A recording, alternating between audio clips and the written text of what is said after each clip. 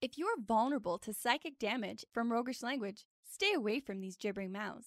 But if you intend on listening to this podcast about enriching your fantastical group hallucinations, you're too far gone already.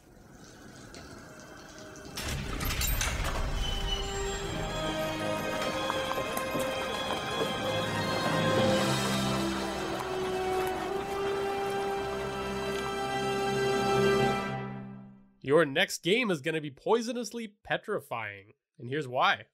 In this episode, we're finding answers to what ideas created the legend of the Basilisk. And how can we turn these legends into a monster hunt adventure? And what details will make the horrific elements pop. Welcome to the Hook and Chance podcast. I'm Jordan. And I'm his brother Travis. We've got a quick announcement before we get into the meat of this episode. And that is that the next episode isn't going to come out until April 3rd. So we're going to play a little game called Why the Break? Is it A, Jordan is undergoing psychological testing? They told him it was telekinesis training. B, Travis is building an actual castle with his hands and rocks. Or is it C, Hook and Chance is going through an evolution and lots of work needs to be done? So you gotta listen to the end to find out. You know, we'll give you a rundown of what we got planned at the end of the episode. That's what we're trying to say. So let's dive into basilisks. Basilisks are awesome. I mean, the reason that we're doing this episode on basilisks is because I think that they're just a really fascinating piece of folklore and history and what the ideas that brought about this weird combination of animals that can turn you to stone with a gaze. That gets me. That hooks me. And that's fair. It should. That's cool sounding. Except for the fact that it's another save or suck monster, which is so frustrating. Why, Travis? Tell me why. Let's drag this all the way back. I remember the last time I tried to run a basilisk. And I had a bunch of third level players go into a dungeon, and there they found a basilisk. And without thoroughly kind of comprehending what this monster really was all about, I was looking for a similar level. Like, you know, kind of like you do, you look for something with a challenge rating that suits your party, and then you throw it at them, and you quickly realize as its gaze starts freezing one of your players, you're like, oh shit. I didn't plan for this. I did a bad. I didn't realize how quickly this happened. One shot kill. Yeah. And then you've got this issue of, unless you're really familiar with how the game is supposed to go, you as a player have this frozen character. Now what do? Do I roll a new character? Right. Do I wait for you guys to find a healer 2 cities over that's going to be able to un-basiliskify me? Well, and that's the problem. Like, who knows? Do I roleplay as a stone? Well, really, you've got a player now in this weird purgatory limbo state, and you can just tell Kevin to fuck off for a couple of sessions because his character is a chunk of stone that the rest of the characters have to lug around, and now they got to figure out where to get a cart to lug around this statue until they can eventually find someone with access to a 5th level restoration spell. It's a pain in the ass. Yeah, and really, the basilisk has always just kind of struck me as, like you did, a creature to jam in a corner somewhere where you need to drag out the game with some combat. But they can be more. They could be so much more. They could be rich, and we can lean on some of the lore, and then we can figure out how to make sure that it's not just save or suck, how there's a little bit more nuance to it, a little bit more interest for the players, something more to do. And we'll figure out how to do that, starting in the Archives of the Ancients. This is the Archives of the Ancients, where knowledge is unearthed to add wild insights to our world. So the legend of the basilisk goes all the way back to Pliny the Elder. According to the Naturalis Historia of Pliny the Elder, the basilisk of Cyrene is a small snake, being not more than 12 inches in length, that is so venomous that it leaves a wide trail of deadly venom in its wake, and its gaze is likewise lethal. So first of all, it sounds like Pliny was really quite into the nature because he clearly documented creatures that actually existed and didn't just make some shit up. Totally. So you're saying that he also did real animals? Like he's got an entry of bear, and then right next to that is an entry of basilisk. Yeah, I feel like he's after like the exclusive animals. Like you won't find animals anywhere else other than in Pliny's Naturalis Historia. I really like what he did, though, because he kind of just fake it till you make it. And what he faked was an entire encyclopedia that, for some reason, everybody trusted. Yeah, right. And it was one of those things where, like, you needed to have the bear and the jaguar and the lion so that you could get away with, and people would just assume, because, like, well, 80% I know about. Yeah, he must know what he's talking about. What blows my mind about this whole thing is that this became the foundation of the entire concept of an encyclopedia was Pliny's work. That's some wild shit. And his quotes are pretty fun too, because you got stuff like, "When I have observed nature, she has always induced me to deem no statement about her incredible." Which means that he kind of just jammed anything in that book. Any weird rumor that somebody brought to him, he would just take it at face value. Yeah. He was a very gullible man. And his unending curiosity about the natural world is actually what led to his death, because he went to investigate an odd cloud of smoke that turned out to be Vesuvius. So he just... Whoops. Oh, man. I feel a little bad laughing so hard at man who just had curiosity about nature and wanted to go investigate what the hell that was. This must be the basis for D&D's Volo. Oh, interesting. Yeah. Interesting theory. But you really can't blame him for being too out there, because Plato was busy creating ideas like the commission theory, or I-beams, as the common folk might call it. Okay.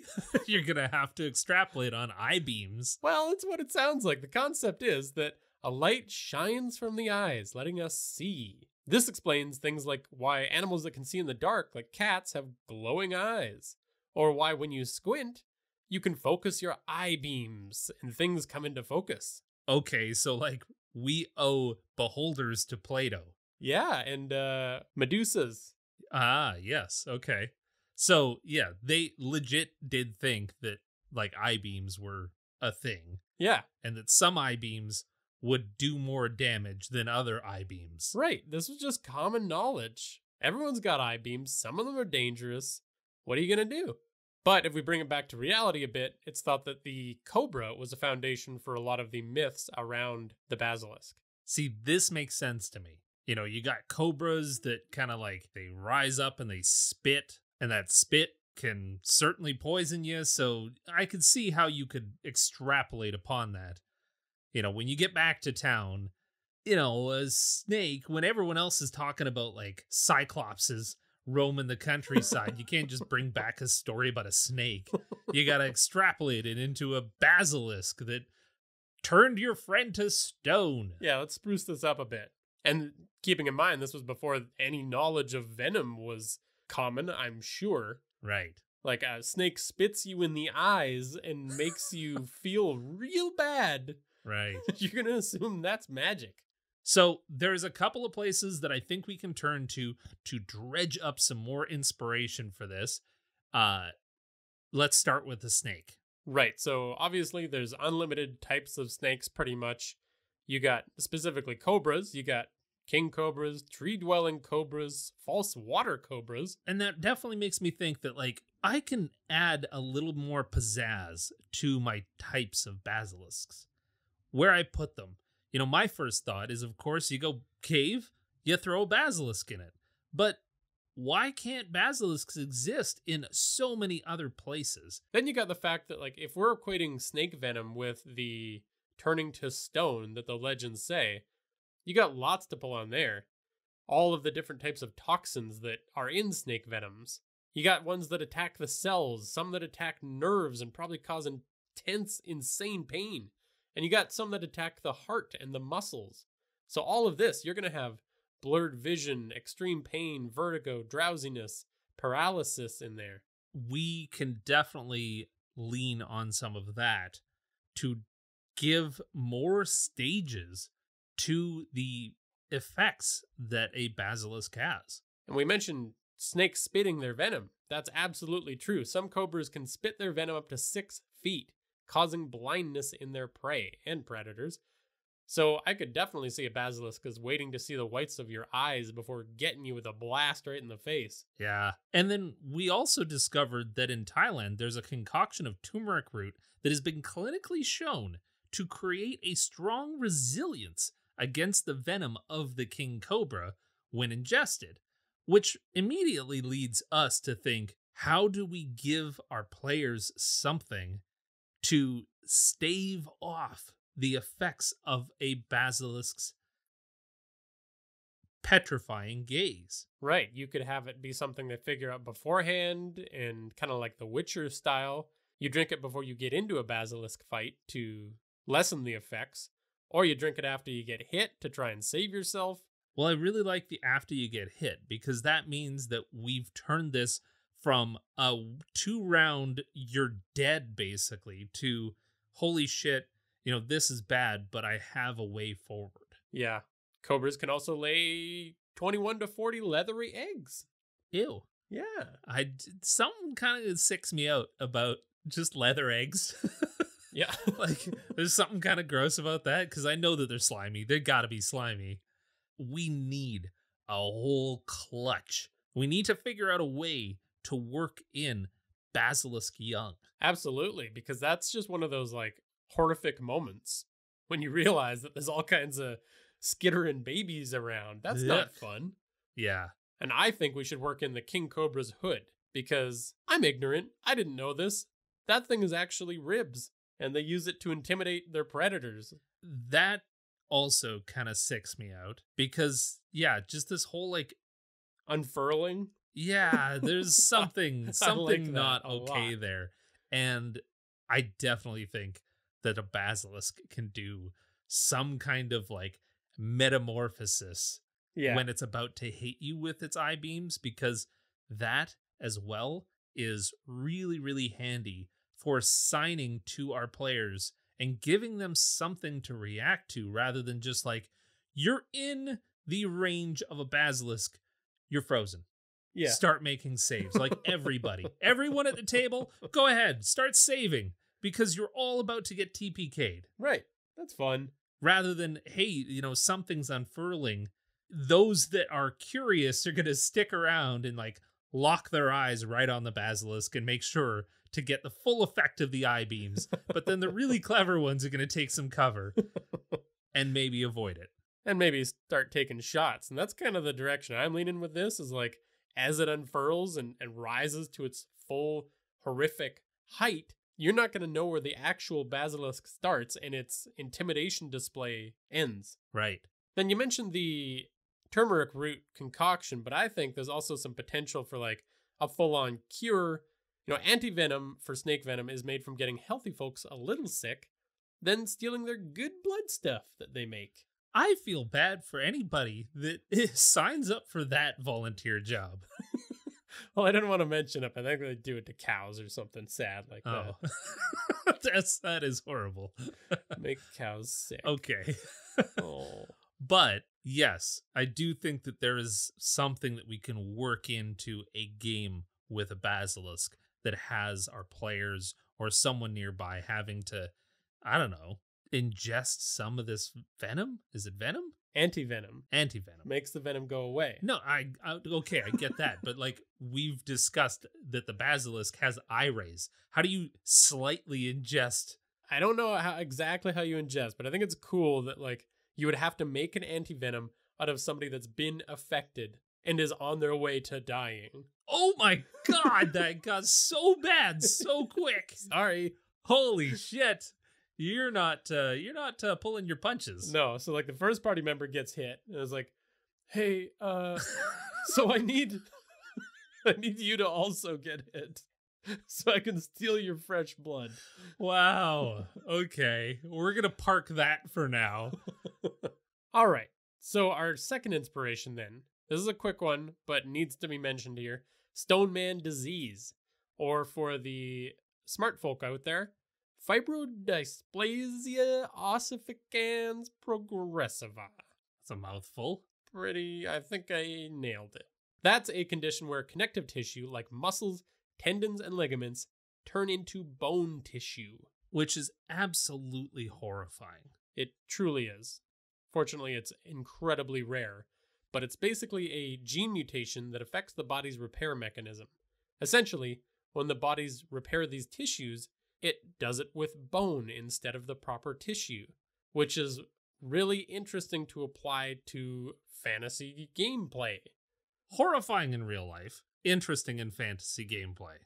Right, but it's such a good way to hinder characters that are subjected to the basilisk eye rays, is that they're not just immediately turned to stone, but then getting hurt by their claws and their teeth causes petrification in the targeted areas. See, and this gives so much more kind of realism and, just something to draw on when trying to explain why somebody is turning to stone. It gives, well, to use a triple word score, verisimilitude to these kind of effects, these kind of attacks. And to me, it really just helps explain why this monster has claws and teeth if it can turn you to stone. Why wouldn't it just be a squishy little orb that eye rays you to death? Fair enough. And then we've got and for our third inspiration, we've actually got the Legends of the Basilisk, which we'll rip through a couple here because they're pretty fun. I'd say they come from a lot of rooster-based panic. Is there a lot of rooster-based panic? Apparently there was in the early days when they thought that monsters were real. Like this, for example, contained in a book titled The Criminal Prosecution and Capital Punishment of Animals. Okay. Which is a wild collection. In 1474, an old rooster was found laying an egg. The bird was captured, tried, and convicted of an unnatural act. All right, fair. The punishment they decided on was burning alive, before which they cut it open and found more eggs in there. Oh, for Christ's sake. I have no idea what the reality was there, but I can guarantee they had it wrong. What a wild day that was for the town, though. And that rooster, so confused. And I like how that's so offensive that they decided to burn it alive. Why couldn't you just be like, oh, okay. And correct me if I'm wrong, but part of this panic was oh no, that rooster had sex with a snake and that's why it's laying eggs and it's probably going to turn into, it's making an abomination. Yeah, because some of the lore is about those wild combinations like you're talking about. Which is where we get some of the original interpretations of what a basilisk looked like and also what a cockatrice looked like, because they always were kind of like snake-headed, rooster-headed things. They were a weird mishmash of the two creatures. Yeah, which I just want to point out that they think that those monsters were a combination of a rooster and a snake or lizard in most situations. Well, Travis and I Googled featherless chicken. And if I didn't know what a featherless chicken looked like, I would assume that's a snake body or a lizard body. Yeah, and again, some poor featherless chicken probably got killed so many times. They committed no crime. Other than just being sick or something. But moving on. So in 1202, a mysterious case of fainting fits was traced back to a basilisk hiding in a well. False. We've established that as much as Pliny wanted there to be a basilisk, there was no basilisk. They don't exist. So don't you believe in magic, Travis? Traced it back to the basilisk. Using scientific methods. Turns out the basilisk was dead in the well, but the folks that found it still called themselves basilisk hunters and erected a statue to commemorate their great job. Holy shit, they just threw one lie after another. Not only was there no... again, how did they claim their reward if they... So they found a basilisk. Yeah. What the fuck was it? What did they find? They fished some slimy creature out of the well. It was a drowned cat that fell in the well, and they were holding that thing aloft, or, probably a featherless chicken. Yeah. Maybe both, and that's why they got so confused. But then we've got the 1587 Warsaw Basilisk, which is the most legendary among them. This one starts with two kids playing around where they shouldn't. the spooky old house at the end of a deserted lane. Their mother and nursemaid went looking for them, and this must have been a pretty regular hangout because they went looking in this home cellar, where they saw the two kids lying motionless. So the mother sends the nursemaid down to see what happened, and watched in horror as she sank down beside the kids completely done for. So of course she sounds the alarm. Naturally, the next step is the Senate's emergency meeting, where they decided to take action. Step 1, pull the bodies out with long hooked sticks. Okay, so I can probably pretty easily explain this. This sounds like a case of like low-lying sour gas or something like that, like H2S that just causes people to suffocate. I've heard of this before. Like, this actually does happen. But it was a basilisk, Travis. It was definitely a basilisk. Yep. Mom saw the nursemaid collapse, so definitely also saw the giant rooster-headed lizard that froze them Totally. at the same time. And then they looked at the bodies, which revealed the horror that lurked below. They presented a horrid appearance, being swollen like drums and with much discolored skin. The eyes protruded from the sockets like the halves of hens' eggs. Ah, God, that's gross. Nasty business. That is terrible. I feel so bad for those poor folks. And the town doctor, being familiar with the works of Pliny, said basilisk for sure. Okay, we're back to the bat shit. Thanks, Doc. I'm glad you've definitely seen the work of basilisks before because they're very real. Absolutely. So the town decides to look for a brave volunteer. Nobody's stepping forward, obviously. So they have to send a convicted criminal down to do their dirty work. Okay, we're back to the sad where they're sending criminals down. They made a deal. He was going to be off the hook if he lived. So yeah, they sent him down. And Forer was dressed in creaking black leather covered with a mass of tinkling mirrors, and his eyes were protected with large eyeglasses. The sight of this already. Armed with a sturdy rake in his right hand and a blazing torch in his left, he must have presented a singular aspect when venturing forth into the cellar. He was cheered on by at least 2,000 people who had gathered to see the basilisk being beaten to death. Okay.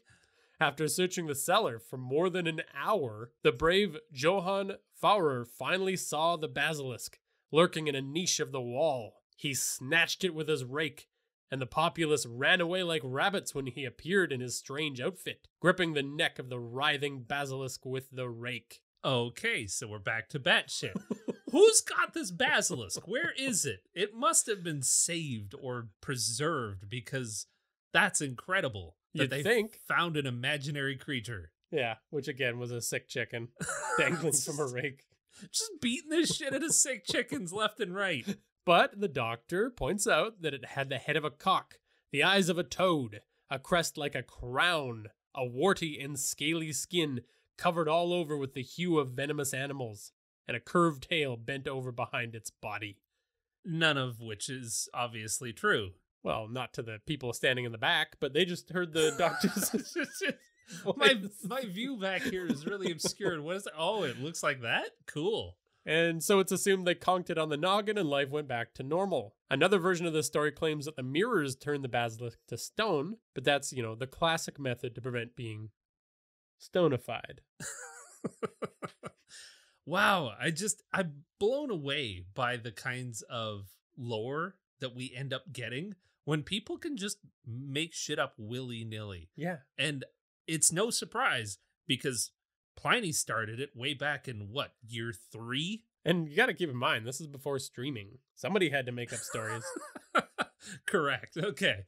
So we need to use some of these elements that we've found. We've got the Stoneman disease. We've got snake bites, venom, antivenom, ways of staving off the progression of being frozen into stone. So there's so much to work with here that I think we need to apply it to our horror structure and gain us some sweet, sweet stories and something better than a save or suck one-shot encounter. And we'll do that in Lamashtu's breeding pit. This is Lamashtu's breeding pit, where the most vile and deadly of creatures are birthed and unleashed upon doomed adventurers.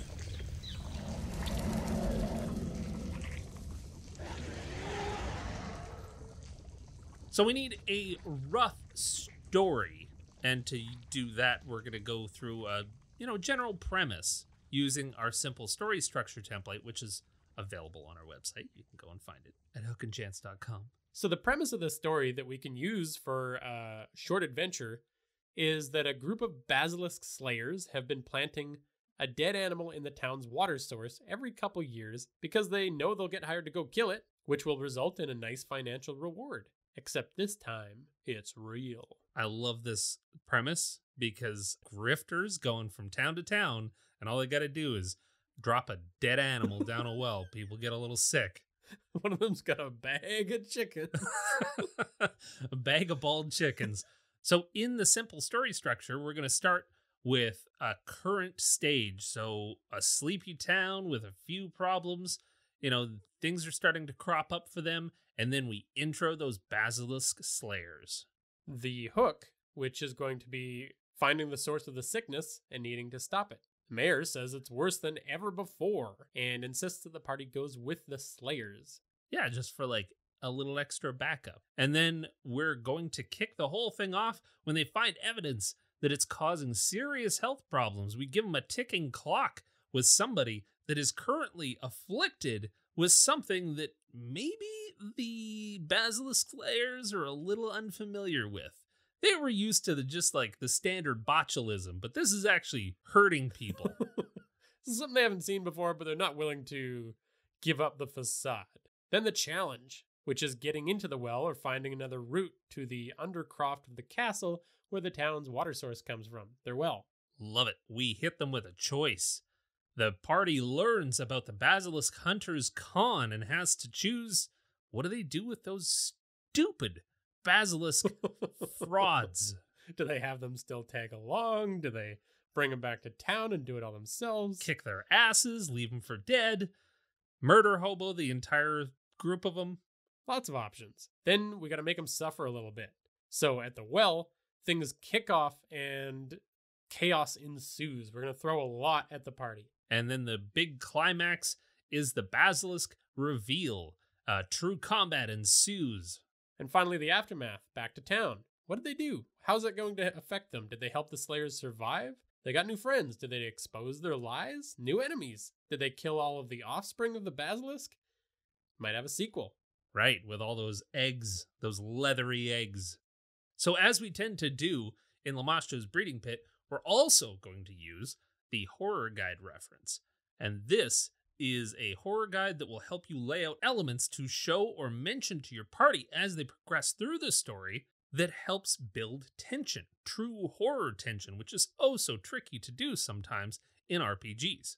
It starts with comfort, where you want to establish normal and emphasize the horror that's going to come later. Then you get into unease, which is to show something's not quite right. Then dread, where you want to start building that tension. And then terror, to make them feel like it's just around the corner.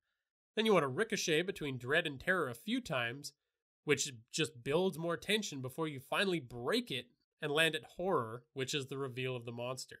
Right.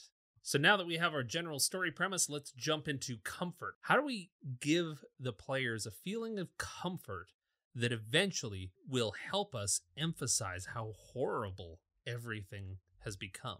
Well, you start with a cozy little town. I'm thinking maybe there's a sporting or fighting event to contrast the physical restrictions that everyone's going to experience later on. Right. I'm thinking to foreshadow the fact that the Slayers maybe is a smaller group than before. Some folks in town went to the much bigger sporting event 2 weeks ride south. But this one's still fun, the town insists. Here's a little detail I'd throw in here too. Some kids playing hide and seek that maybe even invite the party to a round. Because I think you could do something with a mechanic for looking for something hidden. Ooh, yeah. That we can use later on when they're looking for the eggs or the offspring of the basilisk. Well, and if we want the players to give a shit about the kids when they go missing, they need to interact with them before anything bad happens to them. Totally. Make them care about the town. Okay, so then we need to get into unease. We need to put our players a little bit on edge, signal that something's not quite right. And I think some of the things that we can dive into is just have like any NPCs that they meet while they're in town, complain of cramps or like joint pain or something like that. They're getting like low-level poisoned by an actual basilisk. Yeah. My bones are acting up. And, maybe just sprinkle in that there's a couple missing people. Right. Since they've arrived in town, they can experience some challenges in their joints. Ooh. You're feeling a little achy. Definitely want to figure out the source of that. Was it the bender you did last night? Because maybe it's a monster. Arrival into a new town always requires going to the tavern and getting Yeah. shit-faced. Which is the GM, you're always just thinking, at least they're not murdering everybody. Right. Then we get into dread. So this is where it really starts to get fun. We want to pepper some stuff in. The first thing that jumps to my mind is we need to find somebody actually dead. And I'm thinking players get invited to help with an autopsy or something like that to say, hey, you guys are famous adventurers. Can you give your professional opinion? They find that somebody died of like a stone heart. Like from the inside out, things are starting to turn to stone. But I think that, that body is going to be right place for descriptions. Like the body's hardened. It's got bluish gray skin. Right. Immovable joints, bulging eyes, kind of all that stuff we heard in the lore. Yes. Maybe even some scars around the face. A little poison in the eyes. Yep, I'm digging it. This is where the party needs to hear about the basilisk. Like, there's a rumor that's spreading around town quickly that it is, in fact, a basilisk. Yeah, I mean, this is where the group of basilisk hunters steps into the story. And it's revealed that they're a little short-handed as some of their folks traveled south. Well, and I also like the idea of that mayor just being like, I want to make sure, because this is worse than anything we've experienced before. Like, we get sick sometimes, like feverish, because, of course, the basilisk hunters are dumping dead animals in the well. It's never been an actual basilisk. Yeah, exactly. So the mayor's like, hey, we really need to solve a problem. I've never seen a stone heart before. This is a bad batch. Yeah. This is really that hiring for the quest, right? Yeah. Town offers a meaningful reward. Another thing that we can do with the dread stage is we can now mention that maybe the kids in town have gone missing. They were playing hide and seek too good. Nice. Where do you think they went? Well, they were probably around that scary mansion. They were either trying to look for it or they were playing hide and seek. Yeah. Let's play that fun game where we look for a horrifying monster clown. Such a common game with young children. Idiots. And I think at this point you could have superstitious townfolk start bringing them mirrors. They're going to ward off those evil eye rays. Right. Yeah. Start getting the players thinking like they are up against something that could be dangerous. Like the meta is that they know how dangerous a basilisk can be. Yeah. Yet they're being hired to go and hunt one. And I just like the idea of peppering in these stories that the basilisk hunters have spread. Right. Like that wearing mirrors on your armor is going to do something. Yes, it's layers upon layers of ridiculous shit. Yeah. This has nothing to do with the buildup of terror. I would be really curious to find out how many really fucking dumb things I could get the players to buy into. Equip themselves with. I want them all looking like that ridiculous goon that got sent into the basement, just heavily laden down with all kinds of folk remedies. Yeah. They're just clanging with mirrors. They're wielding a rake instead of their swords. Oh man, that would be a ton of fun. How else can we establish some dread? Well, I like the idea of once the party starts moving with these basilisk hunters, the hunters kind of start talking amongst themselves and revealing their scheme. Ooh. So they're like, hey, Larry, did you put the chicken in this time? Yeah. No, I didn't. Did you? No. Oh, nobody. Wait. One of you put it in. One of you put the chicken in the well. Right, because we need those basilisk hunters. If they're traveling with the party, they can be the conduit to start imparting a lot of dread. Like, they know that something's not okay. This is not their usual grift. Like, they need to start panicking. Right. I like the idea that they've got this. They're refusing to acknowledge that it's not their regular grift because they would be terrified if they did.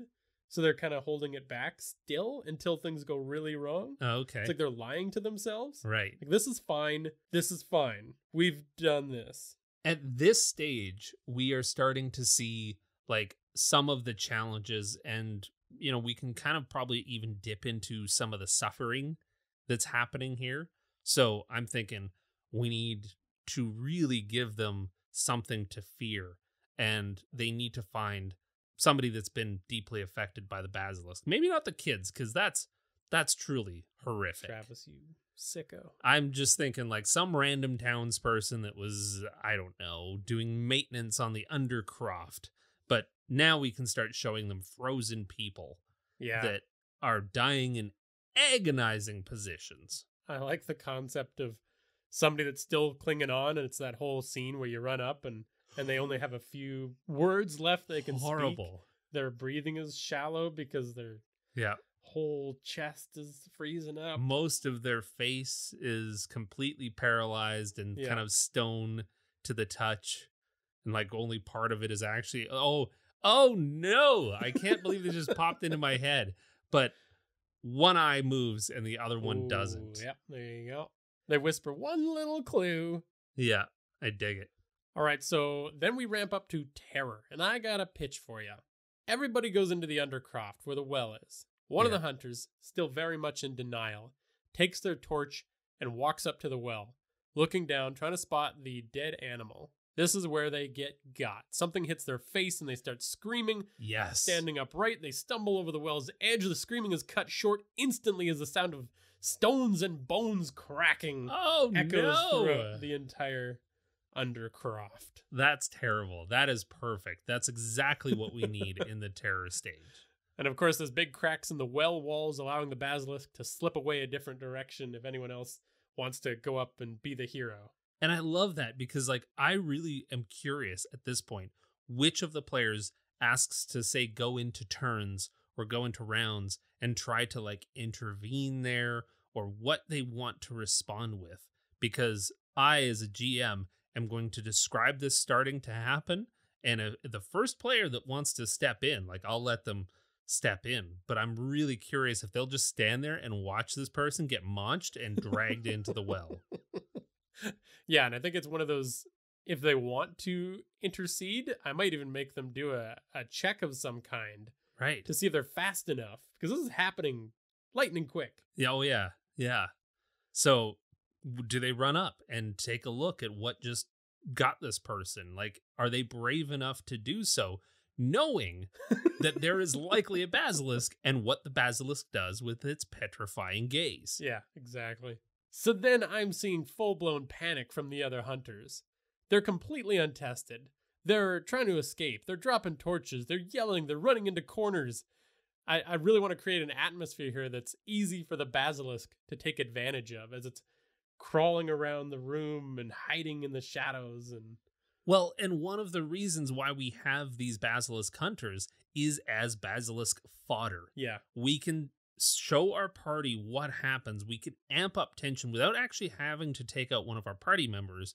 We can have people fall to the basilisk, and it's incredibly challenging, brutal abilities. Right, like, and you're seeing all the different ways that people can go down. They're getting torn in half in one corner, and then somebody runs over to a dark corner and you chase after them and they're completely stoned. And right. So good. Of course, you gotta drop in more details into this terror section, like hearing the echo of that awful hiss that a cobra makes. Now, if you've never heard this, dear listener, just check it out on YouTube. And it's just something that deep, deep down in your human soul, you know is not an okay fucking sound. It is terrifying. It disturbs me on a cellular level to hear a cobra's hiss. So if you can, like, this is where you queue up that YouTube video on your phone on the side as a GM, and then you hit play. Yeah. And you make sure that it's on the loudspeakers. Blast them.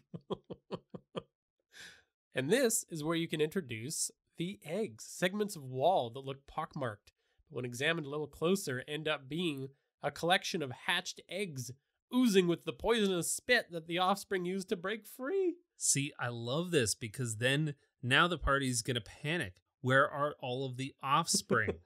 Like, now we throw into rounds and we get into some wild shit. And if you did that game with the kids earlier of finding the kids, now you can play whack-a-mole with the offspring. Right, because they're going for the kids. We got to protect the kids. We've got a really dynamic combat because not only do we have to protect ourselves, we've got to kill the basilisk. We've got some free radicals running around in the form of these basilisk hunters that are now just fodder. And then we've got to try and save those kids. So, like, there's so much. This is such a complex, crazy-ass fight. And it really complicates it when you have, the appropriate character at this point has heard the legends that there's 2 ways to halt the effects of a basilisk. You got the slow it down method, which is making that quick tonic that includes blood from the freshly attacked, or you stop it, which is where you make a more involved cure from the venom of young basilisks. So they know that they got to start collecting basilisk young while they're fighting the adults if they want the people in town to be cured. What an absolute shit show. Yeah. I love it. And then obviously we've got the horror stage. And this is where we really have to focus on showing off that basilisk, the big reveal. Like, they haven't seen it quite yet. We're into rounds. There's all kinds of crazy shit happening. But yeah, maybe it hasn't actually appeared. They've seen young basilisks. Or maybe part of the horror is that it's revealed that there's actually 2 basilisks. There's a mated pair. Yes, because you always want to be springing surprises on your party. And I think the best time to do this is kind of once they seem to have found an equilibrium in all the chaos. That's when you spring the basilisk. Right. Where it rears up from out of a hiding place. It stands on its hind legs as big as a grizzly.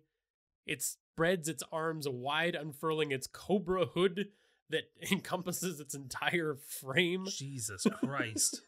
Maybe imposing some kind of a negative on the accuracy of those first attacks against it, just so they don't, wipe it out immediately. Right. Which is all, of course, a distraction for the mated basilisk to strike them from behind.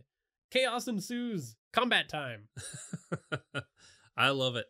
Yeah, I think there's a lot that we can do with this. And we hope that it fuels your next basilisk or basilisk adjacent monsters in your game. So many adjacent basilisk monsters. Yeah.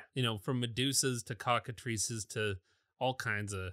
But I mean, the same steps pretty much apply. You could probably use this exact same storyline in any number of different monster kind of infestations in the town well. A tweak or two to whatever monster you're running, and I think it's pretty solid. Yeah, and all we did was we used the horror steps that are available on our website, plus the simple story structure that will also be available on our website. So, and some inspiration from reality, and of course, fake legends, I guess. Now to fulfill our promise, we'll reveal which of the reasons we are taking a break. If it wasn't clear, it's not the first 2. Right. But now that that's out, we're going to be back April 3rd, just as a reminder, with new episodes after this break. Yeah, if you want a reminder to join us when we come back, a lot of the background development we're going to be working on, if you want any of that stuff, join us on Discord. We're going to be catching up on some of the PDF templates and resources on our site because they've gotten a little bit different in style and methodology. So we're going to try to... I got better at making them, okay? I don't do anything, Travis. So you get all the credit for any of the work that's been done. I do not throw any shade. But we do have... You're right. Like, I've learned how to do form-fillable PDFs a lot better. And so a lot of these structures that we've talked about are getting a bit of a revamp. They're more user-friendly, and like you say, they've got a better style now. You'll just be able to find them all real easy. But I need to catch up. It's so much work. And we're going to come back with more structured season. So far, we've just been doing one episode after the other. No real rhyme or reason to our topics and subjects. Over 150 of them that really don't... Like, they've just slid from one into the next with no real through line other than, fuck it, what do we want to do this week? That was our learning era, and now we're going into our seasons era. Right. We're going to be also making some improvements to the sound and intros. And then we've also, fingers crossed, we've submitted ourselves for nomination consideration for the Ennies. Think they're going to hear us if we whisper? Well, Is it yeah. secret? Why are we whispering? I don't know. So if we're nominated, which is a big if, we'll also be asking for your help. Once the nominations are announced, if we're among those nominations, then it's a vote off. It's a popularity contest. And so we're going to be asking every single person that listens to this podcast to help us out, because we are up against some tremendous podcasts, some titans. really good ones. This is going to be tough. And we're going to be refining our processes. It's a lot of maintenance stuff to help us produce an episode. Right now, it takes us anywhere from 20 to 25 hours to make one, which you might be listening and saying, wow. Not much to show for those 25 hours. Exactly. But yeah, we want to improve those processes so we can use that time that we save on more templates and more future projects that are going to help your games in different ways. We got a lot of really cool stuff that we want to cook up for you, but it just takes time. And you may have heard us mention this a couple times. We've attempted this in tiny bits before, but we're just going to get it done. No more dicking around. Yeah. And the result of all this is going to be episodes that are more dense with inspiration for your games. And leaning into some of our strengths and the violent murder of the stuff that doesn't help you, the listener. So if you ever come across bits that you're like, I wish they would skip this, hopefully those won't be in our future episodes. Well, there's an opportunity for you to come join our Discord and get some of those opinions in the mix. We'll, of course, be leaning heavily on our producers during our downtime. And of course, by producers, we're referring to our deeply treasured, wonderful patrons who support the show and guide its production, those brilliant, intelligent, and dare I say sexy You dare patrons. not. I don't think so. Patrons like Alex R., Steve A., Sigma, Kaleidoscope, Skylar E., Deadman, Ninja Ducky, Sue Art, Blackthorn, First Law, Peacock Dreams, DM Thunderbum, Marley R., Time Warp, Dangerous Marmalade, Zach G, No Ma'am, Michelle T, Alderius, Chris F, The Senate, Lucas D, Lila G, the GM Tim, Nevermore, Thomas W, DM Notsky, Heavy Arms, Leprechaun, and Will HP. Thank you so much for listening to this episode. We really hope you don't mind the downtime while we take a step back for a little bit, but we'll be back stronger than ever. Make sure you let us know what you're doing in your games. Give us some good ideas during the downtime. Come to Discord, share your thoughts, give feedback on other people's games, get feedback on yours. You can follow us at Hook and Chance on Facebook, Instagram, Discord, and Reddit. Big thanks as always to Tabletop Audio for all the sound effects you heard in this episode. Thanks for listening, and show Great some love games. to featherless chickens. They committed no crime.